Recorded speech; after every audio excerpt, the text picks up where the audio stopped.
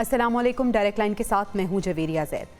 नाज़रीन, GHQ में आज chief of defence forces field marshal Syed Asim Munir के एजाज़ में शानदार तकरीब का इनेकाद हुआ, जिसमें उन्हें गार्ड ऑफ ऑनर पेश किया गया। तकरीब में chief of the naval staff और चीफ ऑफ एयर स्टाफ समेत आला अस्करी अफसरान भी शरीक हुए। ये सिर्फ एक तकरीब या इवेंट नहीं था, ये एक पैगाम था, एक मैसेज था, एक वाज़े दो टोक और दुनिया के लिए नाकाबिले तरदीद पैगाम। तकरीब से खिताब करते हुए chief of defence forces field marshal Syed Asim Munir का ये जुमला कि भारत किसी खुद फरेबी का शिकार ना रहे, अगली बार जवाब बर्क रफ्तार और शदीद होगा, ये सिर्फ धमकी नहीं, ये एक पुरअमन कौम की आखिरी हद की निशानदही है।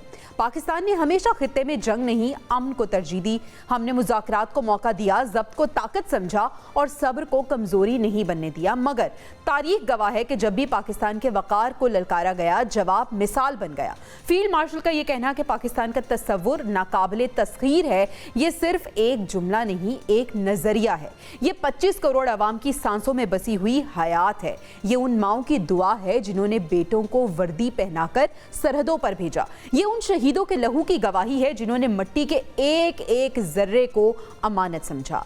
नाज़रीन, बात करेंगे आज के प्रोग्राम में मुल्क की सियासी सूरत हाल की भी। तो सियासी दर्जा हरारत कुछ हाई दिखाई दे रहा है। तहरीक इंसाफ के जारहाना सियासी रवैये के रद्द अमल में सेनेटर फैसल वावडा का कहना कि ऐसी की तैसी -1 ना हुआ तो पूरी PTI माइनस हो जाएगी, जबकि दूसरी तरफ कल पेशावर में जलसा करते हुए तहरीक तहफ़्फ़ुज़ आईन पाकिस्तान के रहनुमाओं का कहना था कि अगर गवर्नर राज लगा तो खैबर पख्तूनख्वा का हर चौक D चौक बन जाएगा।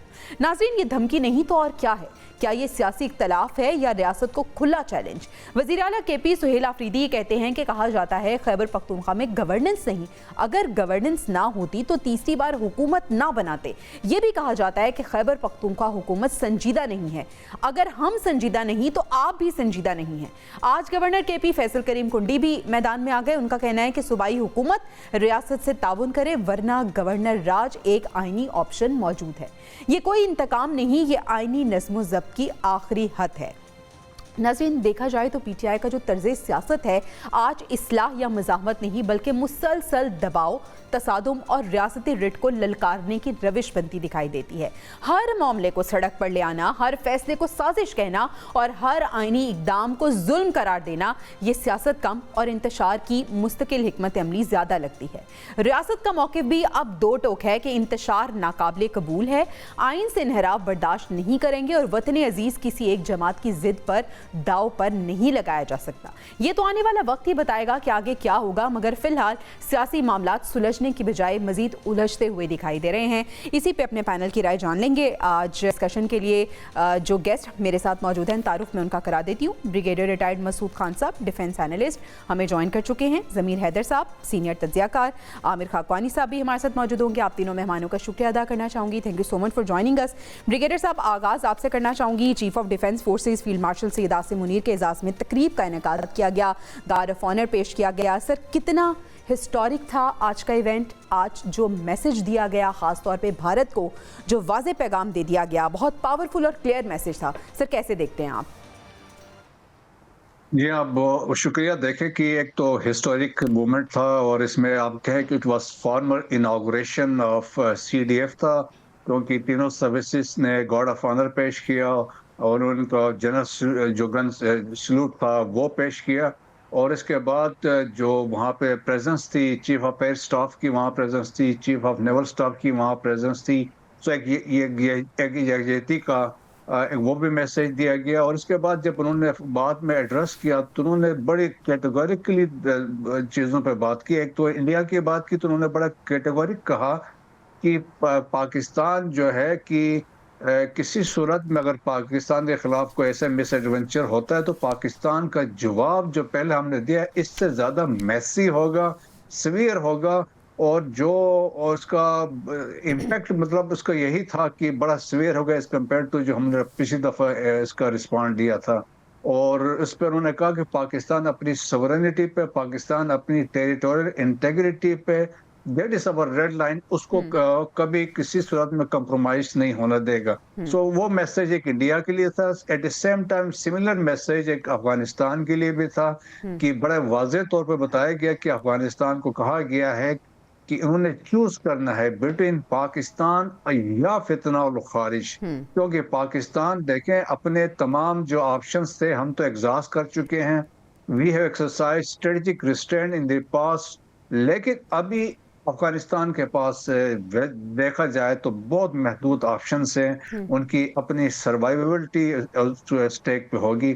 फिर उन्होंने ये भी कहा कि पाकिस्तान के जो कंसेप्ट है जो वो जिस पे पाकिस्तान वजूद में आया है, सो और उसको डिफेंड करने के लिए पाकिस्तान के वॉरियर्स हैं जो एक फेथ के साथ इस मुल्क में दिफा का, जो इस मुल्क की सालमियत का तहफ़्फ़ुज़ कर रहे हैं। सो ओवरऑल एक बड़ा वाज़ेह मैसेज ईस्ट को भी गया, वेस्ट को भी गया, और उन लोगों के लिए भी एक वाज़ेह मैसेज था जो इदारों के खिलाफ, जो पाकिस्तान से बाहर बैठ के प्रोपेगेंडा करते थे या पाकिस्तान के अंदर थे, जो कॉन्स्पिरेसी नैरेटिव थ्योरीज पुश कर रहे थे और बड़े वीलॉग्स कर रहे थे, यूट्यूबर्स इसमें लगे हुए थे, एक्स पे डिफरेंट किस्म की स्टोरीज थी, उन सब की भी शिकस्त हुई, दुश्मनों को भी एक मैसेज चला गया है। सो पाकिस्तान के लिए मेरा ख्याल में आज एक तारीखी दिन था, और फ्यूचर में आप देखेंगे स्पेशली जब जंग कोई कन्फ्लिक्ट होता है, जो जी। कैसे हालात और वाकयात होते हैं, तो जो CDF field marshal Asim Munir जो हैं इसको मल्टी डोमेन ऑपरेशन को ओवरसी करेंगे और उसको जो है कि स्ट्रेटेजिक अथॉरिटी के साथ इसको आगे लेके चलेंगे। ठीक है ब्रिगेडियर साहब, जिस तरह से आपने कहा कि कैटेगोरिकली भारत और अफगानिस्तान को मैसेज दिया गया है, अफगानिस्तान के पास ऑप्शंस कम है, आप किस तरह से देखते हैं, क्या मजीद अफगानिस्तान भारत की प्रॉक्सी बनने के लिए तैयार है, या आने वाले दिनों में कुछ सबक अफगानिस्तान ने सीखा है और चीजें कुछ बेहतरी की जानिब जाएंगी? मुझे नहीं लगता है कि कभी ऐसा है, ऑलरेडी वो एक प्रॉक्सी बन चुका है। वो पाकिस्तान के बुक्स में वो इस हद तक गिर चुके हैं कि जहाँ देखें ताजिकिस्तान पे जब वो हमला हुआ, चाइनीज मारे गए, तो वहां पे उन्होंने फौरन स्टेटमेंट दी कि हम ताजिकिस्तान के साथ मिलकर इन्वेस्टिगेट करने को तैयार हैं। लेकिन पाकिस्तान में यहाँ पे हजारों लोग शहीद हुए हैं, और अभी भी लगातार दहशतगर्द जो from across the border Afghanistan से आ रहे हैं, क्रॉस बॉर्डर दहशतगर्दी हो रही है, सुसाइड बम्बर्स आ रहे हैं, उस पर तो एक बात करने को वो तैयार नहीं है। और देखें पाकिस्तान की इवन कंट्रीब्यूशन जो 1947 से, वो एक्नॉलेज करने को तैयार नहीं है। तो हम कैसे कह सकते हैं कि उन्होंने कोई चीज रियलाइज की नहीं की है, और वो अभी भी मौके की तलाश में है। और जो रिसेंट वाकया आपके सामने है, जो चमन में वाकया पेश आया है, और जिस तरीके से तश्कीलें अफगानिस्तान से आ रही है, सो पाकिस्तान ने इस पे भी देखे, फील्ड मार्शल ने बड़े क्लियर बताया है कि आप चूज करें बिटवीन पाकिस्तान एंड फितरौल खारिज और या फितरौल हिंदुस्तान। ठीक है ज़मीर हैदर साहब, यही सवाल आपके सामने रखना चाहूँगी, आज के इस तकरीब को, आज के इस इवेंट को कितना हिस्टोरिक आप देखते हैं, और फिर ख़ास तौर पर जो डिफेंस फोर्सेस हेडक्वार्टर्स का क़याम है, कितना ये इम्पॉर्टेंट है, और जो मैसेजेस दिए गए हैं आज भारत को कैटेगोरिकली और अफगानिस्तान को, कैसे रीड करते हैं आप इसे? जवेरिया देखें, अभी हफ्ता पहले जब ये अभी चीफ ऑफ डिफेंस फोर्सेस बाकायदा तौर पर तैनात नहीं हुए थे, तो उन दिनों जो इंटरनेशनल मीडिया में, ख़ास तौर पे मेरा ख्याल में जो मुझे याद पड़ता है न्यूयॉर्क टाइम्स था या फाइनेंशियल टाइम्स था, उसमें फील्ड मार्शल आसिम मुनीर साहब को आयरन मैन लिखा गया था। और अब इसमें कोई दो राय नहीं है कि ठीक है गन मैटर करती है, but the man behind the gun always, वही बेसिकली पावर होती है। और जिस तरह का आज मैसेज दिया गया है, दोबारा मैं समझता हूं कि ये अब मई के बाद वैसे तो मिस एडवेंचर इंडिया को दोबारा नहीं करना चाहिए, लेकिन अगर वो दोबारा कोशिश करेगा, तो जिस तरह का आज मैसेज क्लियर कट है कि अब पहले से भी ज्यादा खौफनाक तरीके से भारत से निपटा जाएगा और उसको सख्त रिस्पांस दिया जाएगा। यकीनन जब वो चीफ ऑफ डिफेंस फोर्सेस बन गए हैं, तो वो एक हिकमत अमली लेकर चलेंगे जिसमें अफवाज पाकिस्तान, जो तीनों बर्री, हवाई बहरी, और जाहिर बात है बहरी फौज, तो इन तीनों को जब एक आयरन मैन की कमांड लेकर चलेगी, तो यकीनन पाकिस्तान की जो डिफेंस है वो और मजबूत होगी और ये काबिल तस्खीर कभी भी नहीं हो सकेगी।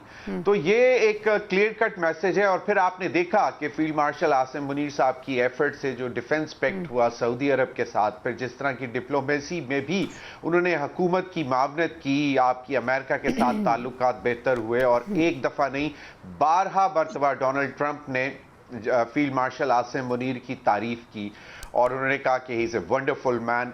प्राइम मिनिस्टर की भी तारीफ की। लेकिन ये एक इवेंट्स आप देखें सीक्वेंस जो कि भारत ने सबसे पहले शुरू किया पहलगाम के 22 अप्रैल वाले फॉल्स फ्लैग ऑपरेशन के बाद, फिर उसने जबरदस्ती पाकिस्तान पर जंग मुसल्लत करने की कोशिश की, और उसके बाद जो उसके साथ हुआ वो दुनिया ने देखा, और आज तक जो है वो इस शर्मिंदगी को मिटाने में कामयाब नहीं हो सका भारत के कितने जहाज उनके गिरे। तो ये एक हिकमत अमली होती है, आपके एक माइंड होता है जो बेसिकली जंग लड़ता है। और मेरा ख्याल है कि इस वजह से अब जो भी पाकिस्तान के दुश्मन है, और दूसरा भी एक और सर उठाने की कोशिश कर रहा है अफगानिस्तान, जो कि 12 मरतबा उनको समझाया भी है और ताकत से भी समझाया है, फिर वो घुटनों पे आ गए, सर उठाने की कोशिश कर रहा है या सर उठा चुका है, रिक्वेस्ट की, फिर उनके साथ टेबल पे अब भी हल्का फुल्का लगा हुआ है, लेकिन इतनी भी हिम्मत नहीं है उसमें। वो यकीनन भारत की शय पे कोशिश कर रहा है कि जी एक अपने आप को मनवाने की। लेकिन ये एक हिस्टोरिकल फैक्ट है अब तो कि पाकिस्तान ने जितनी अफगानिस्तान की अफगानियों की मदद की शायद किसी और मुल्क ने नहीं की। बिल्कुल ऐसे ऑलमोस्ट 4 मिलियन रेफ्यूजीज को पाकिस्तान ने हाउस किया, उनको उनका ख्याल रखा। उसके बाद अब जब उनको वापस भेजने की बात है, भाई अब आपको एक अरसा हो गया है जो इंटरिम रजीम है आपकी वहां पे, तो अब आपको चाहिए कि कम से कम जो अफगानी पाकिस्तान में बैठे हुए हैं वो अगर वापस आना चाहते हैं तो आप उनको दिल खोल कर वेलकम बैक करें। आप वो अपने मुल्क में अपनी सरजमीन पे आना चाह रहे हैं, बिल्कुल ऐसे जाए कि आप पाकिस्तान के ऊपर जो है चढ़ दौड़े। और फिर आपने कितनी टेररिस्ट ऑर्गेनाइजेशंस को अभी तक जो है वहां पे सेफ हेवंस दी हुई हैं, और आप वहां पे फिजिकल एक्शन करने को तैयार नहीं है। जो 3 राउंड हुए, एक दोहा में और फिर 2 इस्तांबुल में, उसके बाद भी अफगानिस्तान, हालांकि इररिफ्यूटेबल एविडेंस उनके सामने रखा गया वीडियोस की शक्ल में, डॉक्यूमेंट्स की शक्ल में, कि जी ये आपकी सरजमीन इस्तेमाल हो रही है। और ये तो यकीनन फिर पाकिस्तान को ये समझने की जरूरत है कि वो आपके अगर दुश्मनों को पाल रहा है तो फिर वो भी तो दोस्त नहीं होगा ना। बिल्कुल बिल्कुल तो ये वो अब भारत की शय पे लगे हुए हैं, कोशिश कर रहे हैं, लेकिन भारत ने भी देख लिया, पाकिस्तान की ताकत का मजा चख चुका हुआ है भारत भी। और अब अगर अफगानिस्तान भी नहीं समझेगा तो फिर फिर यकीनन उसको भी मुंह की खानी पड़ेगी, क्योंकि पाकिस्तान ने तो अब वाज़ेह जवाब दे दिया है और अपना मौके भी वाज़ेह कर दिया है। ज़मीर हैदर साहब, आमिर खाकवानी साहब भी हमें ज्वाइन कर चुके हैं, उनको भी शामिल गुफ्तगू करते हैं। आमिर खाकवानी साहब, आज GHQ में चीफ ऑफ डिफेंस फोर्सेस के एजाज़ में गार्ड ऑफ ऑनर की तकरीब का इनेकाद किया गया। सर, इस तकरीब में उन्होंने खिताब भी किया, इस खिताब को आप किस तरह से देखते हैं? जो उन्होंने मैसेजेस दिए उसे कैसे रीड करते हैं? और सर, उन्होंने कहा है कि डिफेंस फोर्सेस हेडक्वार्टर्स में जो बुनियादी तब्दीली है वो तारीखी है और बढ़ते और बदलते हुए खतरात के पेश नजर ये करना नागुज़ीर था। आपने अभी जिस तरह कहा गया, ये वाकईतन एक बहुत ही अहम है। और मुझे सबसे ज्यादा इसमें ये लग रहा है कि अगले 5 साल के लिए बिल्कुल क्लैरिटी पैदा हो गई है पाकिस्तान के अंदर भी और पाकिस्तान से बाहर। जो लोग पाकिस्तान को देख रहे हैं हमारी पॉलिसीज के वाले से, नेशनल सिक्योरिटी पॉलिसी के वाले से, खासतौर पर अफगानिस्तान पे, इंडिया पे और दीगर जगहों पे भी हमारे जो करीबी दोस्त हैं, चाइना है, सऊदी अरब है, तुर्किया है, इवन अमेरिका के साथ, तो सबको एक चीजों पे ये क्लियर हो गया कि डिफेंस के वाले से, अस्करी मामला के वाले से, चीजों के वाले से अगले 5 साल तक हमारे फील्ड मार्शल साहब इधर इन मामला तो डील करेंगे। और वो जिस तरह अभी आपने खुद कहा कि चीफ ऑफ डिफेंस स्टाफ के इससे ओहदे से एक रिस्ट्रक्चरिंग भी एक तरह की हुई है और एक नया और आपस में जिस तरह ना हम आंगी पैदा होगी इन सब चीजों में। तो ये बहुत ही अहम है, बड़ा ही। और एक और बात इसका पहलू ये है कि जनरल आसिम मुनीर साहब का कुछ चीजों के हवाले से हमने देखा है कि बड़ा मजबूत स्टांस है, बड़ा क्लियर है, क्लैरिटी भी के साथ और स्ट्रांग भी रहा है इनका। इंडिया के मतलब जो एक नेशनलिस्टिक जिस तरह एक होता है ना बहुत मजबूत किस्म का, वो वैसा उनका है। और खासतौर पर अफगानिस्तान के मामले में तो मेरा ख्याल है हमारी अपनी फोर्सेस के दौरान अंदर भी खासे अरसे बाद इतनी क्लैरिटी आई है कि भाई पाकिस्तान के अपने जवानों के, हर जवान की जो हमारे लिए उसकी शहादत है, या उसकी जान का कितना कीमती है हमारे लिए सारे हमारे लोग, और उसका किस तरह आप उसको एक लेना है, उसको उसकी इज्जत बहाल करनी है, अपनी साख भी बहाल करनी है, और उसको सख्ती से देखना है, और जीरो टॉलरेंस का रवैया ये हम देख रहे हैं। टेररिस्टों के हवाले से भी बीएलए हो, टीटीपी हो, इनके खिलाफ भी माजी में भी रहे हैं ऑपरेशन, लेकिन इस बार ज्यादा सख्त और क्लियर हर एक को अंदाजा हो रहा है कि हमारे जो लोग हैं, हमारे अदारे हैं, वो बिल्कुल किसी किस्म की कोई रियायत नहीं बरतेंगे और पाकिस्तान के मफादात का भरपूर तरीके से तहफ़्फ़ुज़ करेंगे। इंडिया के हवाले से भी। तो ये बहुत अहम है चीज़ें सारी, सिग्निफिकेंस है, और सब लोग इसको पूरी दुनिया में इसको नोट किया जा रहा है। ज़ाहिर-सी बात है, सब चीज़ें देख रहे हैं, और उनकी स्पीच है आज वाली, उसको भी ज़ाहिर है अच्छी तरह पूरा एक ऑब्ज़र्व किया गया होगा, और जो सही। मैसेज है मेरा ख्याल है वो लाउड एंड क्लियर है और स्ट्रॉन्ग है। तो मुझे तो लगता है चीज़ें इंशाल्लाह बहुत ठीक। बेहतर होंगी पाकिस्तान ब्रिगेडियर के साहब, डिफेंस अब हम डिपार्टमेंट बात कर से। लेते हैं पिछले हफ्ते की, जब DGISPR ने एक प्रेस कॉन्फ्रेंस की थी। ये तसलसल वहीं से स्टार्ट हो गया था। उसमें भी वाजे कर दिया गया था कि कौम और फ़ौज के दरमियान कोई दरार डालने की अगर कोशिश करेगा तो उससे सख्ती से निपटा जाएगा, और जो नेगेटिव बयानियाँ बनाने की कोशिश की जा रही है उसके हवाले से भी बड़ा सख्त लहजा इस्तेमाल करते हुए DGISPR ने बड़े सख्त जुमलों का इस्तेमाल भी किया था। सर, उस प्रेस कॉन्फ्रेंस को आप किस तरह से देखते हैं, क्योंकि सिर्फ एक्सटर्नल नहीं, हमें कुछ इंटरनल चैलेंजेस भी हैं जिससे हमारा मुल्क इस वक्त नमूद आज़मा होने की कोशिश कर रहा है। जी हाँ, देखिए बिल्कुल ऐसा ही है। और जिस तरह इंटरनल चैलेंजेस है, और इसमें इंटरनल चैलेंजेस में हमारे अंदर के लोग भी शामिल हैं, और एक्सटर्नल में जो बाहर हमारे जो कुछ लोग बैठे हुए हैं वो इक्वली इसमें शामिल हैं। और बेसिकली देखें कि फॉर द लास्ट 3 इयर्स हमने देखा है कि कुछ यूट्यूबर्स हैं, व्लॉगर्स हैं, social media brigades of political parties हैं, they are spewing venom against institutions, और स्पेशली और इवन लीडरशिप को वो इसमें ड्रैग कर रहे हैं, मलाइन करने की कोशिश करते रहे हैं बदला सो मेनी ईयर्स। और देखें कि सोशल मीडिया का इस्तेमाल देखा हमने, यूट्यूबर्स को देखा, व्लॉगर्स को देखा है, एक्स को ऊपर देखा, इंस्टाग्राम के ऊपर है। तो जिस तरीके से वो मलाइन करने की कोशिश कर रहे हैं, जिस तरीके से अपने बुग्स का इजहार कर रहे थे, लेकिन मेरे ख्याल में तो एक सिचुएशन ऐसी थी कि एक जवाब फाइनली जब आपने फोर्स किया तो एक जवाब तो देना पड़ता था। लेकिन एक इम्पॉर्टेंट चीज जो उन्होंने की थी, DGISPR ने भी बात की थी, जो कोशिश कर रहे थे कि एक वेज क्रिएट करने की between the armed forces of the country और आम आवाम के साथ, जी। उसमें तो वो कभी कामयाब हुए नहीं है, ना हो भी सकेंगे। और स्पेशली हमने रिसेंट पास्ट में भी देखा, मार के हक में, बुनियाद मरसूस में entire nation was standing behind Pakistan armed forces. और इसी तरह के आज भी हैं, और चंद लोग ऐसे हैं जो उसको प्रोपिगेट कर रहे हैं, चंद तो उससे कोई नहीं फर्क। बट एक मैसेज वाज़ेह है, पाकिस्तान, उन्होंने कहा था कि पाकिस्तान के देखें कि ये भी रेड लाइन से अगर आप ये क्रॉस करते हैं, जब आप इंस्टीट्यूशन को ड्रैग करते हैं, इंस्टीट्यूशन की लीडरशिप को ड्रैग करते हैं, या पॉलिटिकल लीडरशिप को मलाइन करते हैं, तो that is not acceptable. So therefore आपका एक सिस्टम ऑलरेडी इन प्लेस है। और जिस तरह अभी देखेंगे, जिस तरीके से हमारे इंटीरियर मिनिस्टर ने बात की है, is already in United kingdom, कि उस सिलसिले में भी गए हुए हैं। और जिस तो मेरे ख्याल में जो अंदर से हमारे स्पेशली नेशनल साइबर क्राइम वाले हैं, या कुछ कोर्ट्स भी एस्टेब्लिश हुए हैं, तो मेरे ख्याल में हमें स्पेशली ये जो 5th जनरेशन वारफेयर में जो लोग अपने हिस्सा डाल रहे हैं against Pakistan on the behest of their handlers, तो उनको कैफर किरदार तक पहुंचाना पड़ेगा, एक्शन लेना पड़ेगा, ताकि एक आपका रिट की जो एस्टेब्लिशमेंट है, दैट इज वेरी इंपॉर्टेंट। ठीक है सर, आपका पॉइंट आगे। ज़मीर हैदर साहब, DGISPR की जो प्रेस कॉन्फ्रेंस थी उस पे आपका टेक लेना चाहूँगी। प्रेस कॉन्फ्रेंस के बाद हमने देखा कि सोशल मीडिया पे भी कुछ ट्रेंड्स भी वायरल हुए, इसके साथ साथ एक डिबेट भी शुरू हो गई, कौन किस साइड पे है, 2 पार्टीज बनती हुई हम देख रहे हैं। सर, आप इस प्रेस कॉन्फ्रेंस को किस तरह देखते हैं, और आपको लगता है कि जो कियोस क्रिएट हुआ है उसमें कुछ कमी आएगी?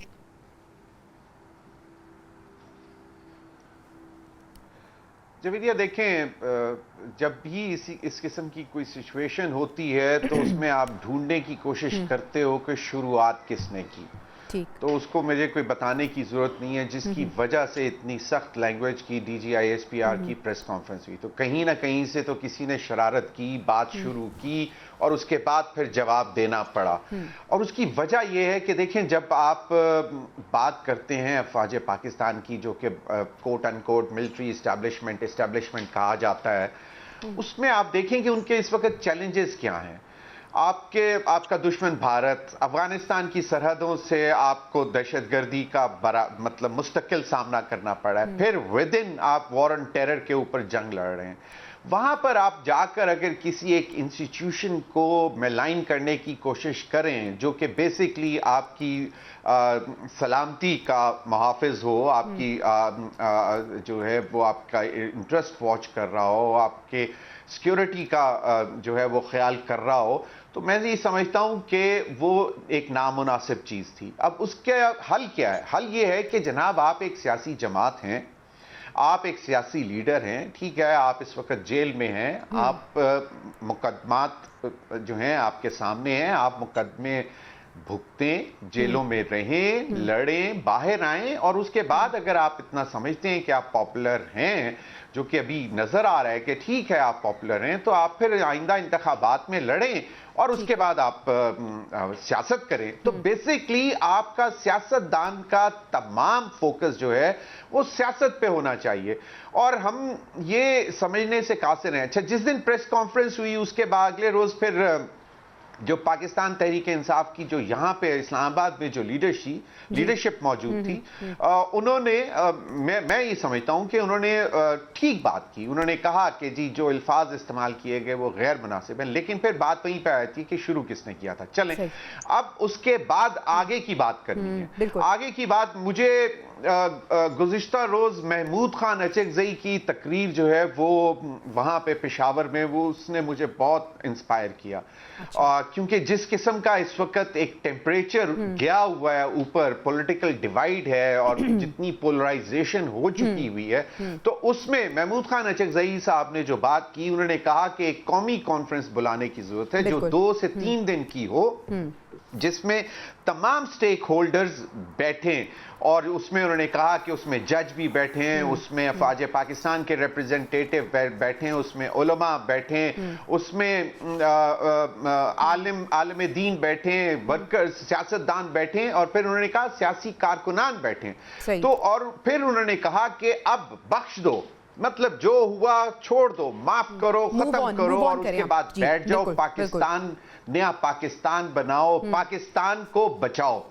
तो देखें, ये एक होती है सियासी सोच कि आप देखें आसिफ अली जरदारी साहब कितने साल, मतलब कंसेक्टिवली 8 इयर्स तो वो रहे, उसके बाद आगे पीछे भी वो जेलों में रहे, और फिर हमने देखा कि बड़े लीडर जो हैं वो पाकिस्तान को छोड़ना भी पड़ा, उनको बाहर जाके रहना पड़ा, फिर वो वापस आए, टाइम लगा, 8-9 साल लगे उनको, 10 साल लगे, उसके बाद आके उन्होंने फिर सियासत की। तो बात यह है कि सियासत मुश्किल है वो अगर आपने करनी है तो फिर सियासत के, लेकिन इंपॉर्टेंट ये होता है कि उस मुश्किल वक्त से निकलना कैसे है, सियासी बसीरत रखते हुए। खाकवानी साहब, यही सवाल आपके सामने रखूंगी। एक तो बात कर दी महमूद अचकज़ई की ज़मीर साहब ने, दूसरा बैरिस्टर गौहर का जिक्र करना बड़ा यहाँ पे ज़रूरी होगा। उन्होंने भी इस प्रेस कॉन्फ्रेंस के बाद जिस तरह से, जिस लहजे में बात की, उन्होंने कहा कि हमें मूव ऑन करना चाहिए, लेकिन उनका जो रद्द अमल था, जो पाकिस्तान तहरीक इंसाफ के हार्ड हिटर्स थे, उनको वो पसंद नहीं आया, और वो कह रहे थे कि बैरिस्टर गौहर को ऐसी बात नहीं करनी चाहिए थी। प्रेस कॉन्फ्रेंस, उसके बाद पाकिस्तान तहरीक इंसाफ का रद्द अमल, खासतौर पर बैरिस्टर गौहर, कैसे देखते हैं आप? देखिए, तहरीक इंसाफ के अंदर एक बड़ा हल्का जो है वो हार्ड हिटर्स का ही है, और ज़ाहिरी बात है पिछले 1-2 साल में इन पर ज़रा सख्तियाँ चल रही हैं, बढ़ी हैं, मसाइल भी चल रहे हैं, और खासतौर पिछले साल इलेक्शन के बाद का जो सिनारियो वो तहरीक इंसाफ को सूट भी नहीं करता, उसके हक में भी नहीं है, उनको इस पर बहुत सारे तहफ़्फ़ुज़ात भी हैं, तो वो तो उनके सेंटिमेंट्स बढ़ेंगे। लेकिन होना ये चाहिए कि जो सेन वॉइसेस हैं तहरीक इंसाफ के अंदर, मुतदिल लोग हैं जो तजाल की बात करने वाले हैं और पॉलिटिकल सोच की बात कर रहे हैं, उनको स्ट्रेंथन किया जाए, उनको आगे बढ़ना चाहिए। लेकिन अब आज मैं देख रहा था कि इलेक्शन कमीशन ने भी उस पर एतराज किया, इनको चेयरमैन तस्लीम करने से इनकार कर दिया, और शायद कोई इस तरह के इशूज भी चल रहे हैं। तो ये भी इससे तो फिर मजीद जो एक बंदा जो बाहर मूव ऑन करने की कर रहा है, कोई तरह माकूलियत की बात कर रहा है, तो वो भी बिल्कुल साइड पे हो जाएगा, तो फिर वो आगे हाक से ही वास्ता पड़ेगा। तो मेरा ख्याल है इस मसले को, ये जो अभी जिन्होंने कहा हमारे साथी ने, इन्होंने महमूद खान अचकज़ई साहब की तजवीज़ बड़ी अच्छी बात इन्होंने की है कि ऑल पार्टीज कॉन्फ्रेंस, जिसमें और सिर्फ पॉलिटिकल लोग ही ना हो, बाकी स्टेक होल्डर भी हो, लेकिन मेरा ख्याल है शायद इसके इम्कानात मुझे काफी कम लग रहे हैं, लेकिन होना चाहिए, टेम्परेचर नीचे आना चाहिए, और पीटीआई को भी चाहिए, तहरीक इंसाफ को भी कोई रास्ता निकालें। मतलब मेरा ख्याल है केपी की जो हुकूमत है वो रहनी चाहिए, किसी न किसी तरह तहरीक इंसाफ भी इसको यकीनी बनाए, खासतौर पर ऑपरेशन के मामला और दूसरी चीजों में, टीटीपी के खिलाफ मामला में कि हुकूमत का, वफाक का और इदारों का साथ दें, उनके साथ रहें, सपोर्ट करें उनको। वैसे भी सूबाई हुकूमत ने बहुत ज़्यादा काम नहीं करने, वफाक नहीं करने, बस ये रुकावट में जो ना अड़ाएँ, टांग ना अड़ाएँ बीच में और उसको सपोर्ट करें। और साथ ही इधर हुकूमत में भी हमारे जो मुक़तदर क़ुव्वतें हैं, उनको भी चाहिए कि ये गवर्नर राज की तरफ ना जाए मामला, सही, ताकि एक सही। चीज़ें ठीक है खाक़ानी साहब, ये जैसे गवर्नर राज सिस्टम का है। हम तफसील से हम डिस्कस करेंगे ये टॉपिक।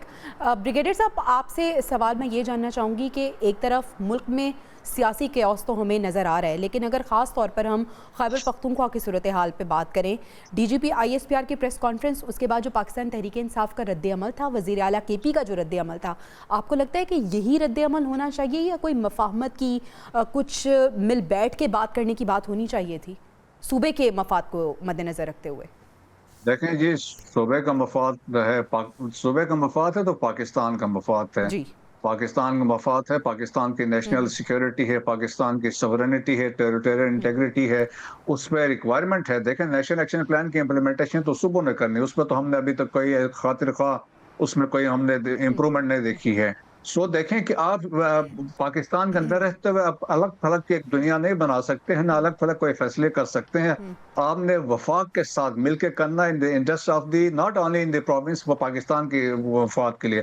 सो मेरे ख्याल में जो रिफ्ट है या इससे निकल के हमने आगे का मुफाहिमत की बात करनी है, पाकिस्तान की बका की सोचनी है, पाकिस्तान की सिक्योरिटी की सोचनी है, पाकिस्तान की सॉवरेनिटी, सेल्फ सेंटर, उससे निकलना चाहिए। और पाकिस्तान हमारी फॉरमोस्ट पाकिस्तान है तो हम है, वरना तो कुछ भी नहीं है। बिल्कुल ऐसे ही है। बहुत शुक्रिया ब्रिगेडियर रिटायर्ड मसूद खान साहब आपके वक्त का। नाज़रीन, हमें ब्रेक पे जाना है, ब्रेक से वापस आएंगे तो ज़मीर हैदर साहब, आमिर खाक़वानी साहब हमारे साथ मौजूद होंगे। नाज़रीन, हमारी सियासत में आजकल कुछ टर्म ज़बान ज़द-ए-आम हैं जिसमें ऐसी की तैसी, -1 और गवर्नर राज बड़े पॉपुलर है। क्या चल रहा है जानेंगे ब्रेक के बाद। Stay with us. Welcome back नाज़रीन। मुल्क की सियासी सूरत हाल की बात करें तो सियासी टेम्परेचर हमें कुछ हाई नज़र आ रहा है।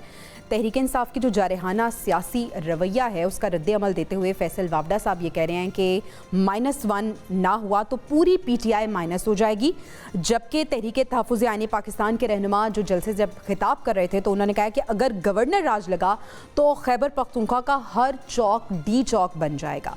ज़मीर हैदर साहब, ये हो क्या रहा है? ये सियासी इख्तलाफ चल रहा है या रियासत को खुल्लम खुला चैलेंज किया जा रहा है?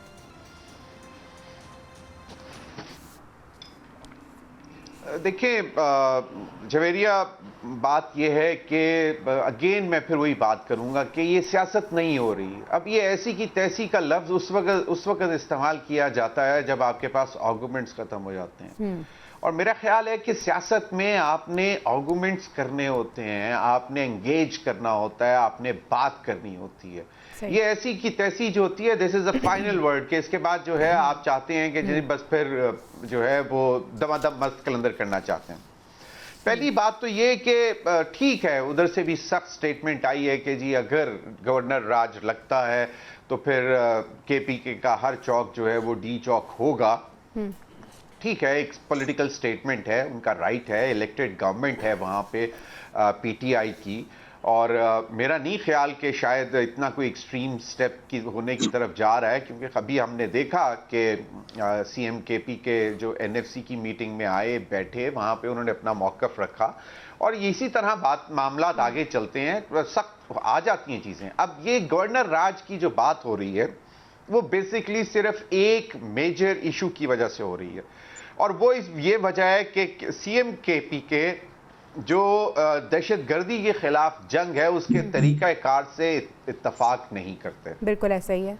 वो कहते हैं कि जी कोलेट्रल डैमेज होता है, उनके कबायली हैं, क्योंकि वो खुद कबायली हैं और वो कबायली अवाम को रिप्रेजेंट भी कर रहे हैं, KPK को रिप्रेजेंट कर रहे हैं, लेकिन बीइंग अ कबायली ट्राइबल हिमसेल्फ, तो वो उनके लिए एक ज़्यादा जो है वो एक इम्पोर्टेंस रखती है ये बात कि वहाँ के लोग जो हैं वो कहते हैं कि जी दहशतगर्दी के खिलाफ जो जंग है, इसमें जो कार्रवाइयाँ होती हैं उसमें हमारा भी नुकसान ज़्यादा हो रहा है, यानी कि दहशतगर्दों के साथ साथ उनका भी। अब इस चीज़ को समझने की ज़रूरत है कि आप इस तरह थ्रेट्स देके या अपना रवैया इतना एक्सट्रीम लजाकर आप ये मामला हल नहीं कर सकते। आपको यकीनन बैठना पड़ेगा तमाम लॉ इन्फोर्सिंग एजेंसीज के साथ, वफाक के साथ, कि जी इसका लाहे अमल क्या होना चाहिए ताकि कम से कम बल्कि जीरो कोलेटरल डैमेज हो और दहशतगर्दी के नासूर से जो है वो जान छुड़ाई जा सके। सही। फिर अफगानियों के मामले पे भी बात हुई कि जी अफगानियों को रिपैट्रिएशन के ऊपर कि जी वापस भेजना, उस पर भी उनके थोड़े से तहफ़्फ़ुज़ात हैं। बात यह है कि एक तो गवर्नेंस के मसाइल हैं केपी में इस वक्त, कुछ इलाकों के लोग परेशान भी हैं, लेकिन वो किस सूबे में नहीं है। आप कराची का हाल देख लें, सिंध का हाल देख लें। कराची में एक गटर में एक बच्चा गिर के मर जाता है और 1 किलोमीटर बाद जाके वो डिस्कवर किया जाता है उसकी बॉडी। तो कहां पे गवर्नेंस के इश्यूज नहीं है। तो बात यह है कि ना तो किसी भी साइड से उतनी एक्सट्रीम लाइंस नहीं लेनी चाहिए जिसका अल्टीमेट नुकसान पाकिस्तान को हो। ये एक सूबे को नुकसान नहीं होगा, किसी एक शख्स को नुकसान नहीं होगा, इसका नुकसान पाकिस्तान को होगा। तो मैं ये समझता हूं कि वफाक को, सूबे को और फिर उस इंडिविजुअल को भी जो कि इस वक्त जेल में बैठा हुआ है, उसको भी ये चीजें देखनी चाहिए। जब वो ये क्लेम करते हैं कि ये मुल्क भी हमारा है, ये फौज भी हमारी है, तो फिर ये सिर्फ कहने से नहीं, आपके एक्शंस और आपके जो साथी हैं उनकी जुबानों से भी ये होता हुआ नजर आना चाहिए। खाकानी साहब, आप क्या कहते हैं, क्या समझते हैं? खैबर पख्तूनख्वा में बैठकर खाकानी साहब, खैबर पख्तूनख्वा में क्या वाकई गवर्नर राज लगने वाला है? क्या ज़रूरी है गवर्नर राज लगना, या ये एक महज सियासी दबाव आप देख रहे हैं? देखिए, मुझे इसका खतरा मौजूद है कि लग सकता है, क्योंकि उस तरफ इशारे भी दिए गए हैं, कुछ बातें भी की गई हैं। DGISPR की जो ब्रीफिंग थी उसमें भी उन्होंने डायरेक्ट तो नहीं कहा, उन्होंने हुकूमत ने करना है जो भी करना है, सिर्फ पाबंदियां या सोशल मीडिया पे क्रैकडाउन, या कोई रिदा फारूकी साहब ने जो सवाल किया था उसके जवाब में, तो हुकूमत तो ज़ाहिर हुकूमत भी कर सकती है। तो ये चीज़ें मुझे लग रहा है कुछ सख्त मय्यर तहरीक इंसाफ के खिलाफ लेने का चांस तो लग रहा है, इम्कानात तो हैं, लेकिन उसको कम होने चाहिए, आगे नहीं बढ़ना चाहिए। जितना टेम्परेचर बढ़ गया है उससे कम होना चाहिए। तो मुझे इसका खदशा है कि गवर्नर राज लगेगा, लेकिन लगना नहीं चाहिए। मैं बिल्कुल इस हक में नहीं हूँ, और इसलिए भी हक में नहीं हूँ कि ऑपरेशन की जो बात हो रही है और वो जो वहाँ पे जो एक लायामल हिकमत अमली बना रही है वफाक के या हमारे लोग मरकज में जो लोग बना रहे हैं, उसको सिर्फ PTI का असली खिलाफ नहीं है, वहाँ के जो मेजर सारी पॉलिटिकल पार्टीज से खिलाफ है। जैसे पहले भी शायद आपके प्रोग्राम में एक बार बात की थी कि ANP क्यों नहीं खड़ी हो रही। ANP तो हुक्मरान इत्तेहाद का हिस्सा है, लेकिन ANP की अहमद वली खान की जो स्टेटमेंट्स है वो सारी तकरीबन वही है जो PTI की है इस मामले में। अच्छा, इसी तरह JUI के मौलाना फजल रहमान तो तहरीक इंसाफ का हिस्सा नहीं है, ज़ाहिर है, उनकी अलग अपनी आइडेंटिटी है, मुखालफत है, रेवलरी है, लेकिन मौलाना फजल रहमान भी वही खड़े हैं। चलो PTM को हम फिलहाल बात ना करें, अलग रख दें। इवन मुस्लिम लीग नून के जो अमीर मुकाम बरा, वो भी उस तरह कोई यानी अगर वहाँ पे ऑपरेशन को सख्त करना है, तेज करना है, कड़ा करना है, उसका वो जो फ्लैग उठाने के लिए कोई पॉलिटिकल फोर्स वहाँ पे सामने नहीं खड़ी हो रही, इसका मतलब है उनको एतमाद में लेना, उनको ब्रीफ करें, उनको कायल करें, उनके साथ बजाय सख्ती करने के हुकूमत हटा के अगर खटक जैसे किसी एक चले हुए कारतूस को या इस तरह किसी लोगों को गवर्नर बना के उनसे काम लेना, तो कोई फायदा नहीं ना। एक अनपॉपुलर और किस तरह से इनको कायल किया जा सकता है? इनको बुलाएं, इनको ब्रीफ करें, इनसे मामला जो उनके पास शवाहिद हैं। क्योंकि मेरी अच्छा, वो कहते हैं हम बड़ी दफा बुलाते हैं, ये आते ही नहीं है, ये मुज़ाकरात की टेबल पे नहीं बैठते। दूसरी तरफ हम उन्हें देखते हैं, वो कहते हैं कि ये संजीदा नहीं है। नहीं, अभी देखें ना, अभी जिस तरह NFC के इजलास में तो शामिल हुए ना वज़ीर आला, तो थोड़ी सी लचक पैदा मतलब उधर से नजर आ रही है। मैं इसको दोनों तरफ लेके जा रहा हूँ, मैं दोनों तरफ ये कहता हूँ, दोनों से कि तहरीक इंसाफ के लोगों को भी चाहिए, खासतौर पर CM को चाहिए मामला चलाएं। हुकूमत वहाँ सबाई हुकूमत रह जाए, ये सिर्फ जिम्मेदारी हुकूमत मरकज की नहीं है, सूबे की भी जरूरी है, हुकूमत उसकी भी जरूरत है। वो मुंतखब नुमाइंदे तो हैं, कोई इनकार नहीं कर रहा, लेकिन आप सिस्टम को चलने भी तो दें ना। जो मामला बहुत अहम है, मतलब अफगानिस्तान के हवाले से, अफगानों के हवाले से, वहाँ जो दहशतगर्द हैं, TTP की ग्रुप्स के खिलाफ ऑपरेशन करना और कार्रवाई करना वो लाजमी हो चुका है, यानी वो बहुत जरूरी है। सिर्फ ये किसी एक बंदे का नहीं फैसला, तकरीबन पूरे मुल्क में हर जगह ये खाकानी साहब, जो फैसल वाबडा कह रहे हैं कि ऐसी की तैसी -1 होना चाहिए और -1 बड़ा जरूरी है, इस मैसेज को कैसे देखें? ये मैं यहाँ जरूर बात करना चाहूंगा, 1 मिनट में कमेंट करना चाहूंगा। फैसल वाबडा साहब की बात बिल्कुल गलत है। पाकिस्तान की हिस्ट्री ये बताती है कि पॉलिटिकल पार्टीज माइनस नहीं होती। जनरल ज़ियाउल्लाह के दौर में पाकिस्तान पीपल्स पार्टी को माइनस करने की कोशिश की गई, जैसे ही ज़िया साहब गए उसके बाद पीपल्स पार्टी हुकूमत में आई, फिर ये मुस्लिम लीग नून के साथ हुआ, यहाँ इवन ANP की जो नैब थी उसके साथ हुआ। तो ये कभी भी इस तरह पॉलिटिकल पार्टी माइनस नहीं होती, ना पॉलिटिकल लीडर माइनस होता है। खासतौर पे पाकिस्तान में जो पॉलिटिकल लीडर को एक सियासी असबियत हासिल हो जाती है, वो माइनस नहीं होता। ना बेनजीर भुट्टो हुई, ना नवाज शरीफ हुआ, और ना इमरान खान हो सकता है। तो ये माइनस करने के बजाय मामलात को सियासी तनाज़ में डील करना चाहिए, मेरा ख्याल है। सही। वोरा साहब की बात एक शिद्दत पसंदी पे मबनी है, दुरुस्त नहीं है वो। ठीक है, यानी इससे मजीद इंतशार फैल सकता है। ज़मीर हैदर साहब, यही सवाल आपके सामने मैं रखना चाहूँगी कि -1 की जो आवाज़ है वो हम हर दौर में सुनते हैं, कभी एप्लीकेबल ये हुआ नहीं है, लेकिन MQM मिसाल अपनी ज़रूर देती है कि हमने ये एप्लीकेबल करके दिखा दिया। -1 होना ज़रूरी है, हो सकता है, ये क्यों बात की गई है?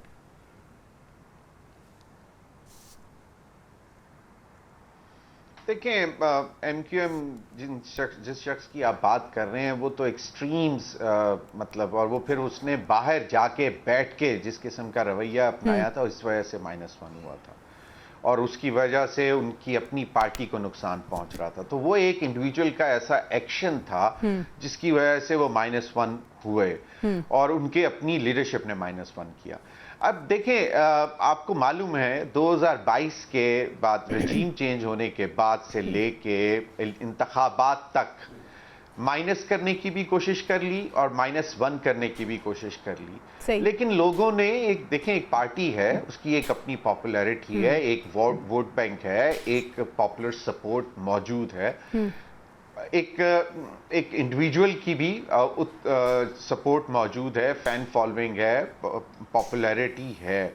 आप इस तरह की स्टेटमेंट दे के क्या इस्टेब्लिश कर लेंगे? आज उसका नाम नहीं है, उस जमात का नाम नहीं है, ऐसे ही है ना जी। उसका सिंबल नहीं है। उन्होंने 2024 के इंतखाबात जो है ना PTI के नाम पे लड़े, ना बल्ले के निशान पर लड़े।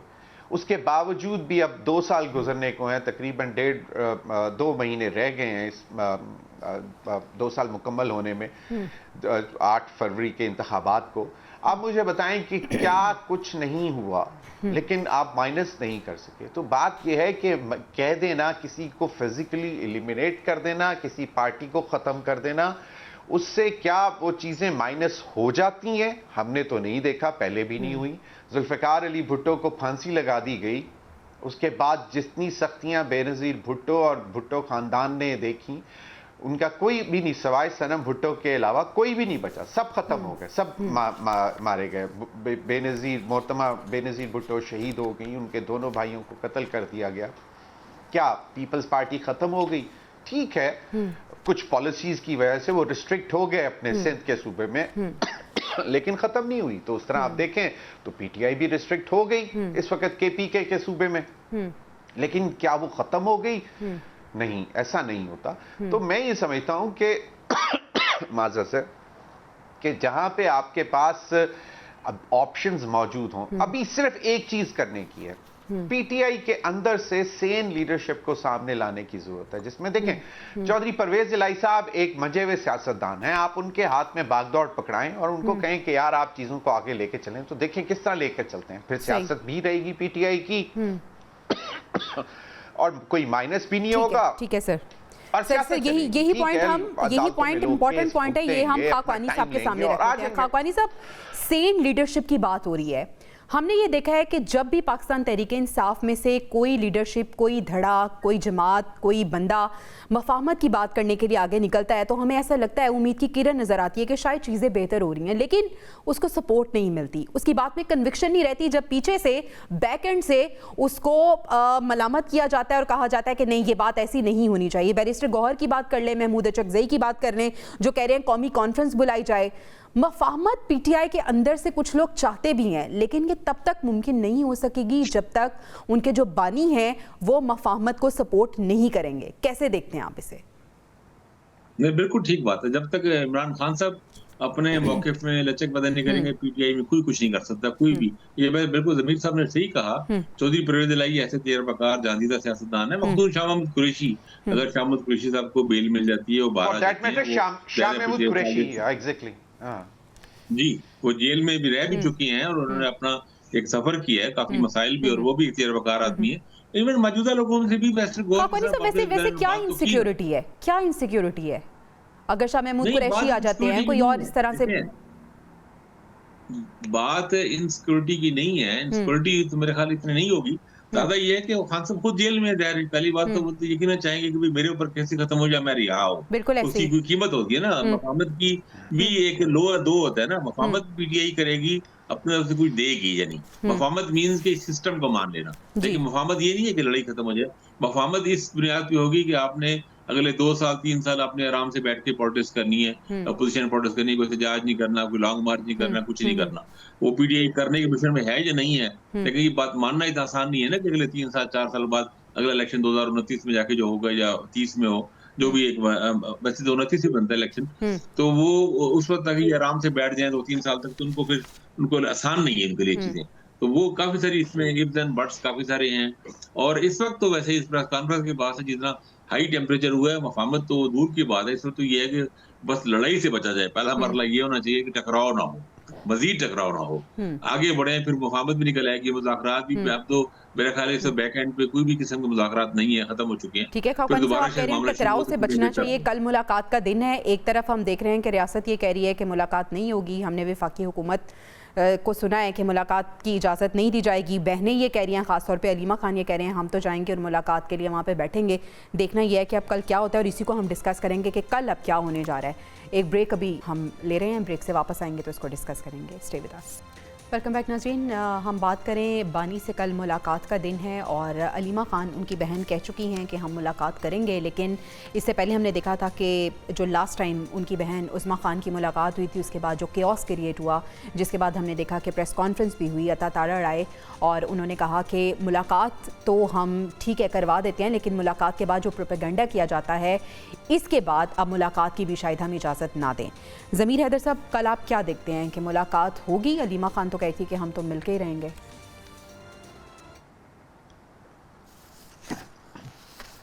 देखें किस तरह मिलके रहेंगे। मसला यह है कि जब वफाकी हुकूमत ने अनाउंस कर दिया है कि जी अब मुलाकातों का सिलसिला बंद हो जाएगा, जो मैं समझता हूँ ज्यादती है। आपकी अदालतें मौजूद हैं, अदालतों को ये फैसले करने चाहिए। अगर अदालत आपको इजाज़त देती है कि जी मुलाकात करवाई जाए उनके ख़ानदान से, उनके वकीलों से, तो मैं समझता हूँ कि इसमें कोई रुकावट नहीं होनी चाहिए।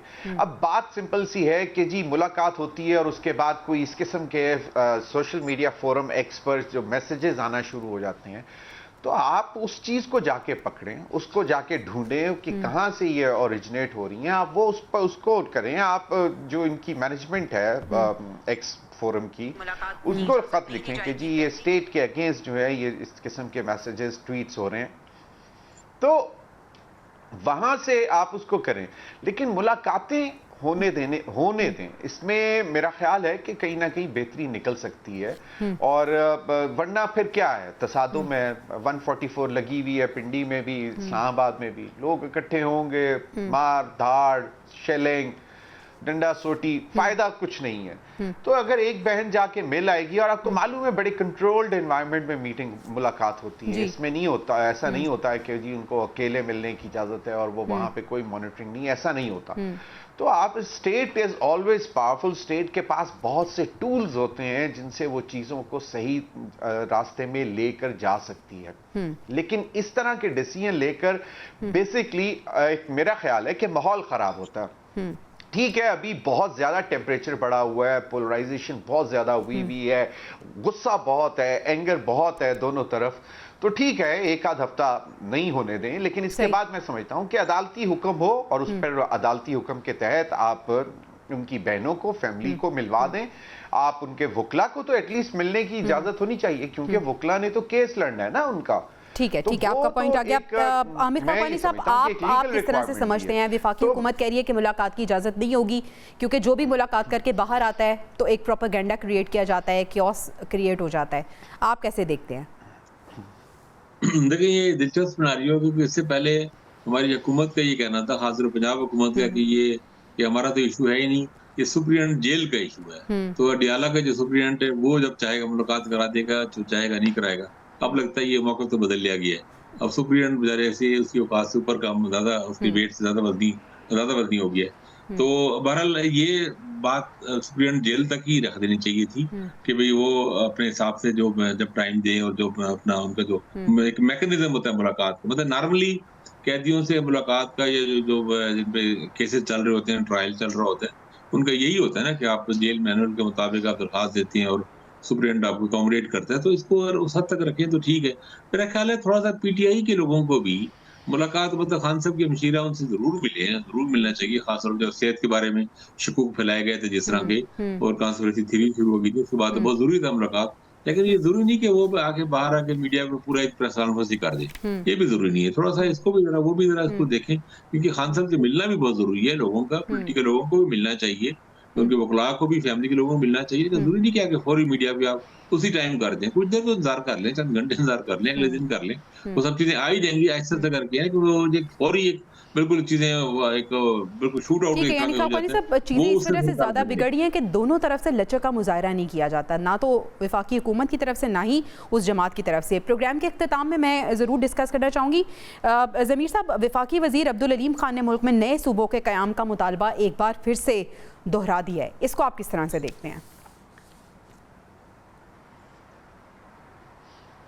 देखिए, मामला मैनेज करने का है कि अगर 12.5 करोड़ आवाम का सूबा, सबसे बड़ा सूबा पंजाब, अगर आप समझते हैं कि उसके छोटे सूबे और बन जाएं तो वो अगर बेहतर मैनेज हो सकता है तो इसमें हर्ज क्या है। मैं नहीं समझता कि हाँ ठीक है, पीपल्स पार्टी के कुछ तहफ़्फ़ुज़ात हैं कि वो कराची के हवाले से बहुत सेंसिटिव हुए हैं, तो वहाँ पे शायद कुछ ले दे हो जाएगा। लेकिन ओवरऑल अगर आप सूबे बना देते हैं तो इट्स मतलब मैनेजमेंट। लेकिन इससे पहले सबसे इंपॉर्टेंट चीज़ ये है कि जिस तरफ सूबाई हुकूमतें भी नहीं जा रही हैं वो है लोकल बॉडीज इलेक्शन। बिल्कुल सही कि आपको बेसिकली आप सूबे भी बना दें और वहां पे लोकल बॉडीज इलेक्शन ना हो, निचली सतह पर अगर इख्तियारात नहीं होंगे, लोगों के काम नहीं होंगे, तो फिर हालात यही रहेंगे। बेसिकली आइडिया तो है ना गवर्नेंस का कि मैनेज किए जा सकें।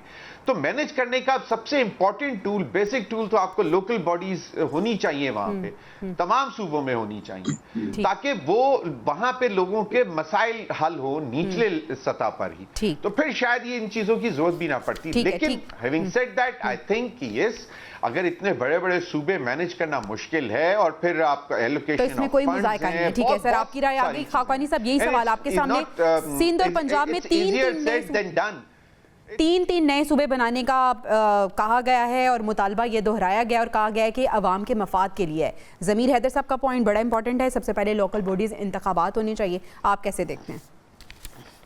देखिए, इस वक्त बात ये प्रैक्टिकली ये है कि आप सिंध में और सूबा नहीं बना सकते। जैसे ही आप ऐलान करेंगे, फिर हाँ जब ऐलान करेंगे बहुत रिएक्शन होगा ना, केपी में बन सकता है। पंजाब में जो जनूबी पंजाब का एक अलग सेक्रेटरी भी बन चुका है, उसमें काफी सारे काम भी हो चुका है, तो जनूबी पंजाब को सूबा बना के देख लें पहले, फिर अगले मरले पे अगर और सूबे बन सकते हैं बना लें।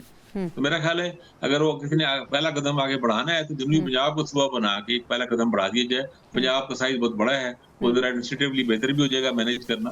फिर आप सिंध के लिए भी बात करें, देख लें, केपी में बना के देख लें, बलूचिस्तान में बना के देख लें, जो पंजाब में जो हो रहा है वो तो करके देख लें, क्योंकि वो काफी सारे काम हो चुका है। एक जनूबी पंजाब सेक्रेटेरिएट वगैरह बना हुआ है जिसमें अच्छा खासा काम भी वहाँ हो चुका है। ठीक है, यानी अगर अवाम के मफाद के लिए कहा जा रहा है तो कोई मुज़ायका नहीं है, आगाज़ हो जाना चाहिए। बहुत शुक्रिया ज़मीर हैदर साहब और खाकानी साहब हमारे साथ मौजूद थे। नाज़रीन, प्रोग्राम से इजाज़त दीजिए, इंशाल्लाह आपसे कल मुलाकात होगी। अल्लाह निगहबान।